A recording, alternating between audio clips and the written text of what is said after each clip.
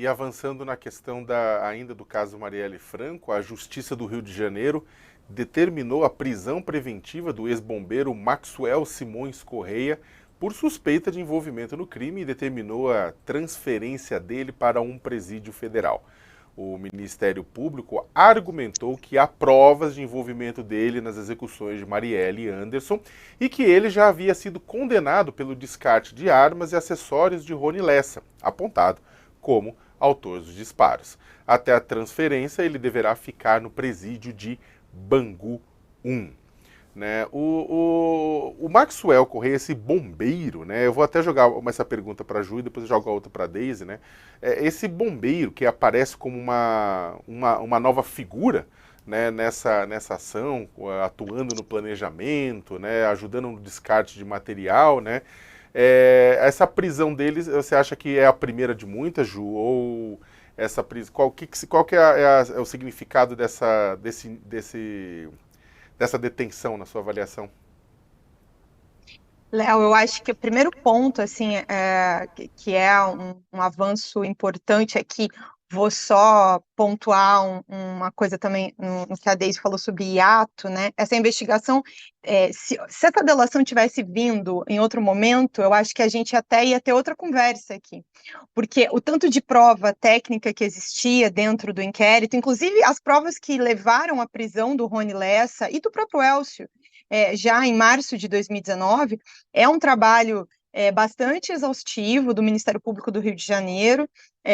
Depois, e aqui no trabalho, lembrar que né, a promotora Simone Sibilio e a Letícia Emily eram as promotoras do caso na maior parte dessa investigação, depois de muita dor de cabeça na Polícia Civil do Rio de Janeiro, que perdeu um tempo assim importantíssimo para qualquer investigação de homicídio, que tem que ser feita imediatamente, porque provas se destroem.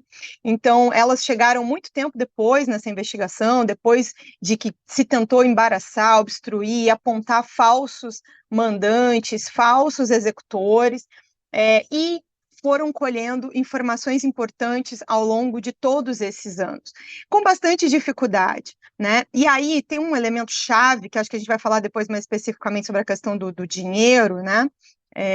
Não quero me adiantar muito nisso, mas é que a situação do Elcio, ela vai se colocando num limite, ela vai ficando cada vez mais difícil, né?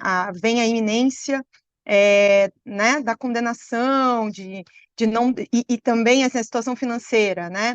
Ele recebia uma ajuda do Rony Lessa, que deixa de receber em determinado momento. E aí eles vão caminhando para esse afastamento, que agora, dadas inúmeras questões, inclusive a mudança né, de condução do próprio caso, resulta nesse momento em que ele decide fazer a delação premiada. E aí você me pergunta sobre a questão das prisões. Eu vi muita gente ontem animada, sabe? Assim, eu estou no Rio de Janeiro e acompanhei ali a coletiva, conversei um pouco no bastidor com algumas pessoas envolvidas, e senti, assim, uma empolgação, que é uma coisa que quem acompanhou esse caso nos últimos anos praticamente não sentia, já se colocava como resignado, né, no sentido da impossibilidade de fato, se avançar para além dos executores, para pensar nessa motivação do crime, porque nenhuma das linhas de investigação até então conseguia, sabe, dar uma robustez para a acusação de mandante, né? Então, eu acho que sim, vai se avançar bastante nas próximas semanas, e achei muito positivo um aspecto que foi o sigilo com que tudo isso foi tratado até ontem, até que o Maxwell estava preso. Então, assim, não teve vazamento de informação dessa operação em nenhum momento. Né, eles conseguiram manter a delação sob sigilo até o momento da operação, o momento da prisão, o momento do anúncio que isso tudo aconteceu. Foi bastante organizado e coordenado. Agora começam algumas peças aí, enfim, a delação começa a vazar um pouco, mas a impressão que eu tenho é que eles já têm muitos passos adiante do que a gente possa imaginar. Eu não sei se prisão, mas desdobramentos dessa investigação nas próximas semanas, eu acho que a gente vai ver sim, Léo.